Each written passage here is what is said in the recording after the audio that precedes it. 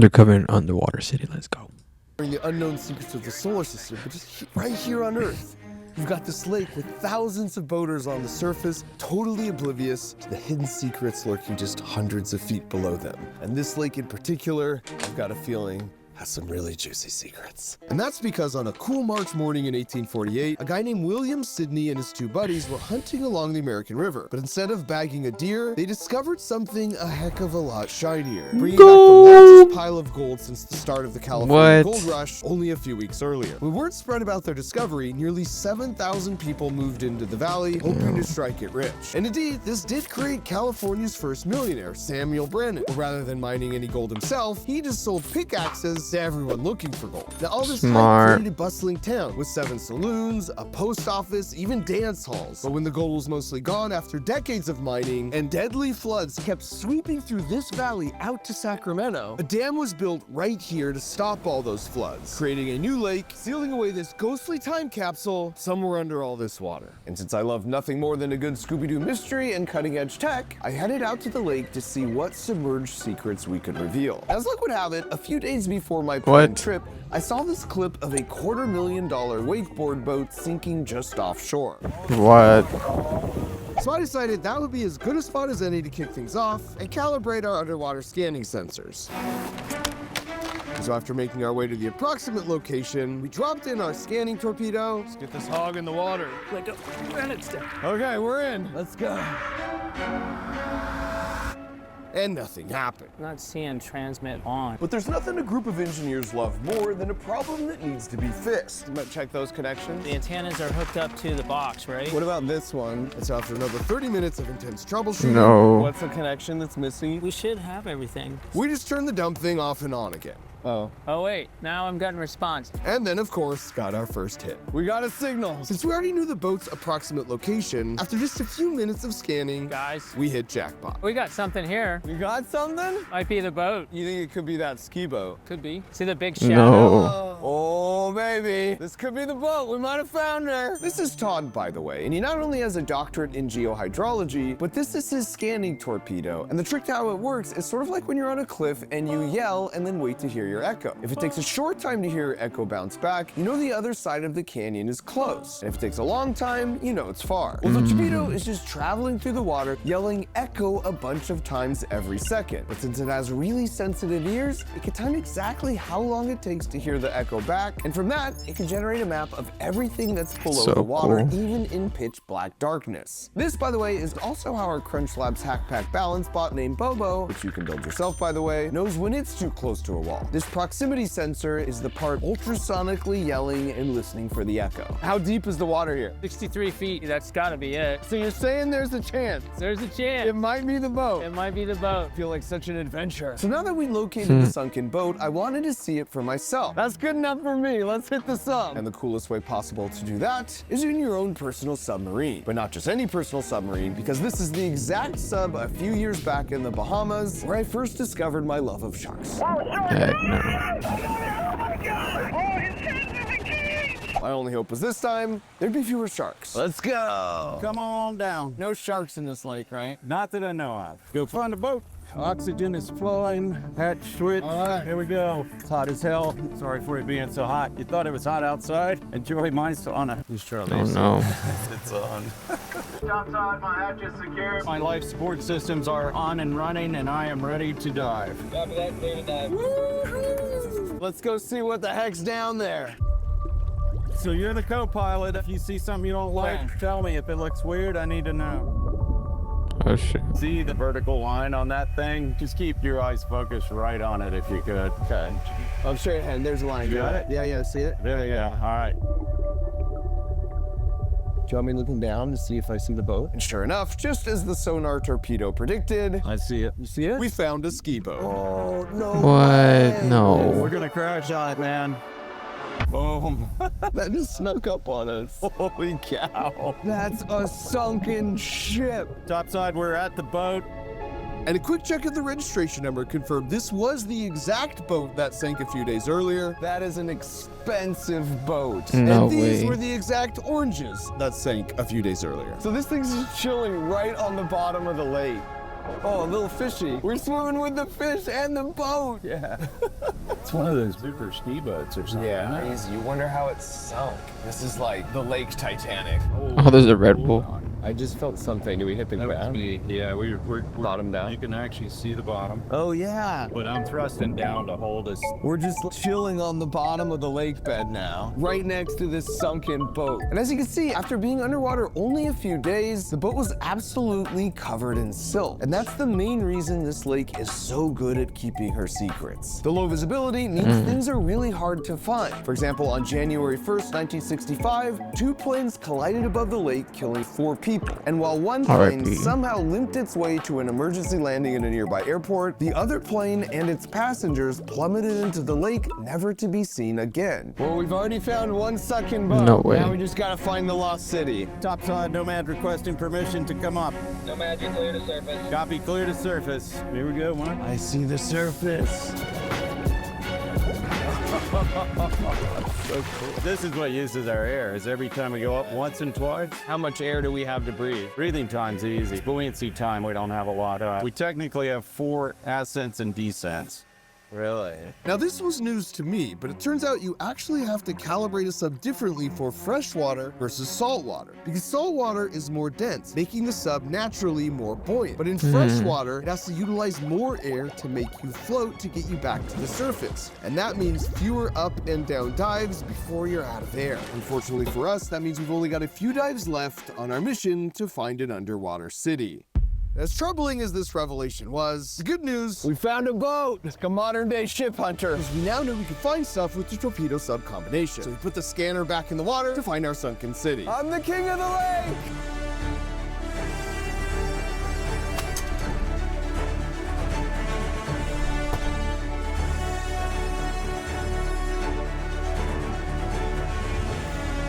Now, it turns out there's a key difference between treasure hunting and treasure finding. Anything? Nothing yet. Because treasure finding is really exciting, but treasure hunting, anything? Nope. Especially when you're hunting through 30,000 acres of murky water. Todd! Nada. It's actually really boring. Who knew hunting for underwater cities was so boring? And my impatience must have incurred the wrath of the treasure hunting gods, because something not boring finally happened.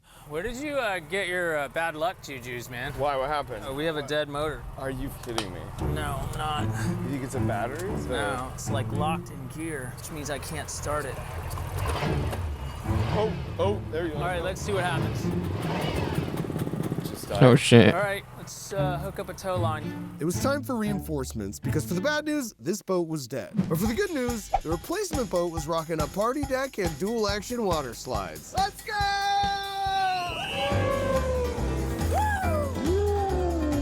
Which meant treasure hunting was suddenly way more fun. If anyone was wondering, yeah, I do my own stunts.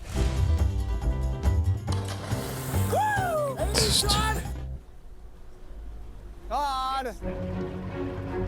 You got anything, Todd? And my persistence paid off. Anything? Because we finally got some good news. Hey, Mark, I think we found something. We got something. All right, check it out. There it is. Boom. No way. We had discovered an underwater bridge. Yeah, you can see the bridge support structures where it would have terminated into the old roadway. Now, the bridge looks warped in these pictures, but that's actually because the scanning torpedo only sends those echoes off to the side. So directly below, you'll always have a blind spot. And since the blind spot was right in the center of the bridge, that could only mean one thing. That's No right way. below us right now. Yep, that's it. I think it's time to hop in the sub. The thinking was, if we found the bridge, we would find the lost city. Room for one more? Welcome aboard. I got the hatch. So I was all in on using our second dive to find it. Let's find a bridge. The captain was having some worries. This is murky water. Yes, it is. And the language he used Uh-oh. really got across how dire the situation was. Maybe trees down there. Ah, trees, yeah. Me no likey trees. Shit. But it turns out trees were a pretty big worry here. Because again, this wasn't an ordinary lake. It's more of an underwater forest. Which means if the sub were to get What? snagged in the branches of You one of guys these are underwater fucked. trees, we could get trapped with no way to make it back to the surface while our air just runs out.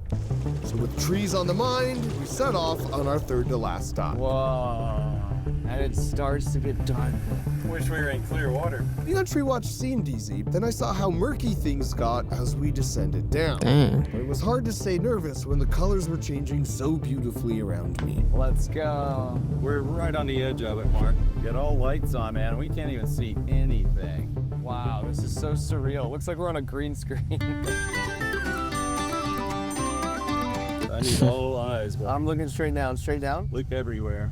I was laser focused, even if I couldn't even tell if we were moving at all. Are you hovering or are you going down still? Well, now we're still going down. And I was pretty sure Dang. the coast was clear beneath us. Until I wasn't. Because the sub hit something, and I just hoped it wasn't what I thought it was. I hope it's not tree.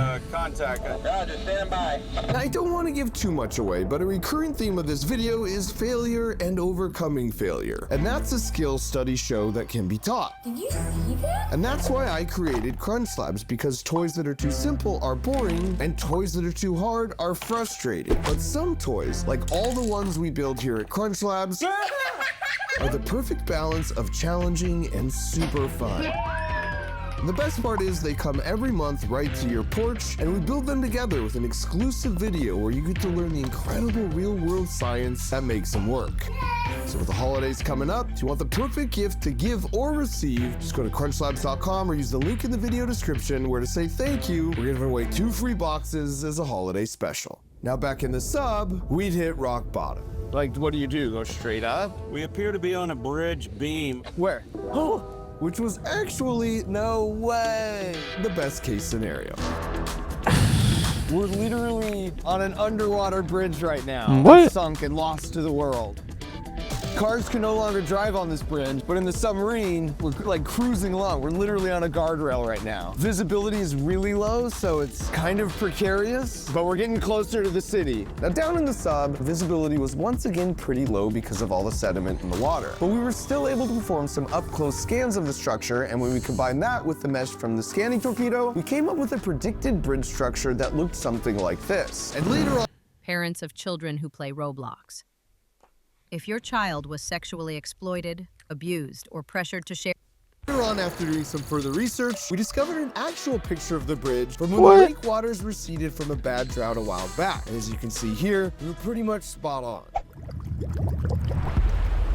Since the bridge most likely led to the underwater city, we knew we were closing in on the target. But after returning our efforts back to scanning, we stumbled across something completely unexpected. Oh, look at that. Wait, is that a plane? I think it could be. You can see the No. height, because look at the shadow We cast. have 2 shadows here that are sticking up high. One could be the tail and one could be the motor. Look how different it looks than the rocks, right? These look really natural. That looks very man-made.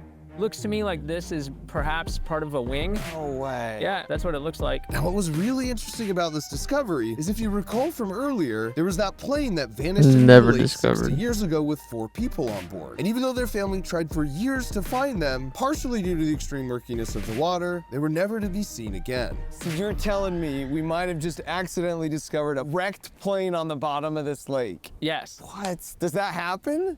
it happened today. We gotta go check it out. How deep is that? This is about 220 feet.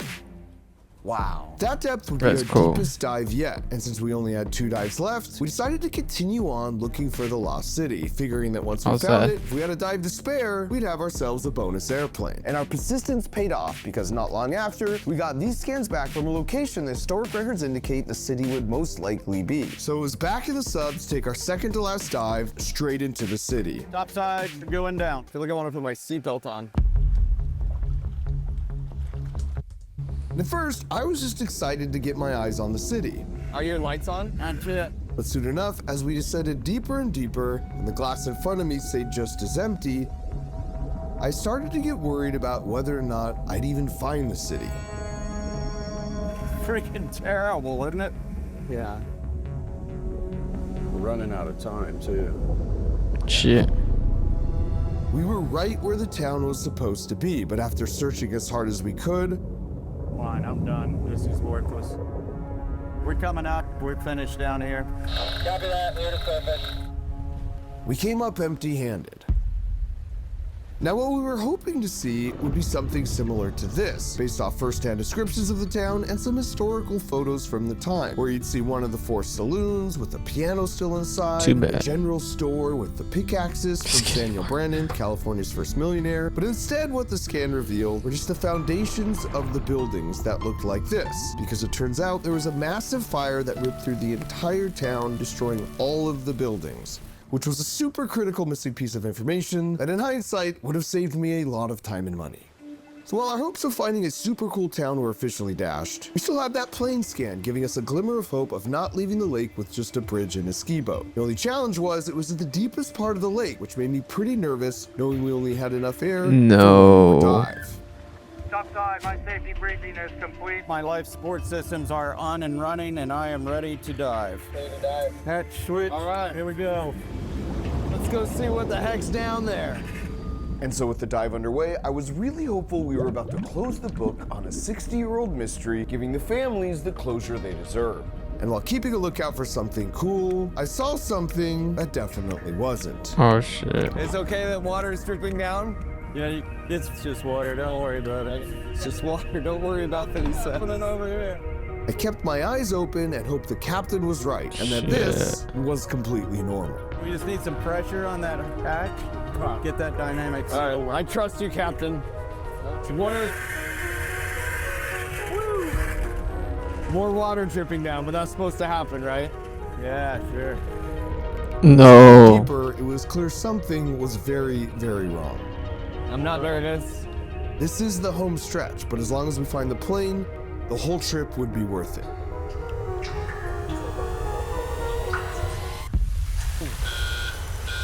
All right, we're going up. Topside, we have a severe hatch leak. Not certain why, but that was not a little dribble. That was a freaking waterfall. A waterfall. Failed dive. Now, the best part about being an engineer is failure is part of the process. In fact, you almost embrace it because it forces you to rethink your approach and come back with something even better. You develop resilience, which means you can always find a backup plan. And I'm happy to report that today was no exception, because this was my secret weapon of last resort. Essentially an underwater remote-controlled robot scuba diver that can visit the plane for me while capturing scans and sending back a live video feed in the process. No. So while I wouldn't be seeing the plane with my own 2 eyes, our friendly robot was gonna lend me hers. So with a sub out of commission and the robot in the water, our underwater expedition all came down to this. I knew our chances of success were extremely slim in these super murky waters, in part because there were no backup plans remaining. Oh, don't crash! This would be our last chance. That's good. And how far away are we, you think? I would say maybe 20 feet. What is that? Are you kidding me? No. $28 or more when you join Planet Fitness for $1 down, $15 a month. That's the propeller! The prop's still intact. No way. Yeah, we got lucky. That's insane. Now, as a reminder, the reason this lake holds so many secrets is because the visibility is so poor. But thankfully, we had a workaround. Because just like with the bridge, our plan was to scan the plane section by section, and then once we got back home, we could piece those scans together to see what we'd actually found. So as far as today was concerned, we'd done everything we could, and I felt really good about our efforts. Which meant at this point, after packing up and heading home, all we'd have to do was wait. And we didn't have to wait long. Okay, we've identified the plane. Just got word there's an email in my inbox, the video that stitches together all the pieces of the plane we found, and I do not want to wait till tomorrow at work to view it, so I'm doing it now. The plane we're looking for that was lost 60 years ago is this Piper Comanche 250. Big moment. Let's go. Okay, there's the scan.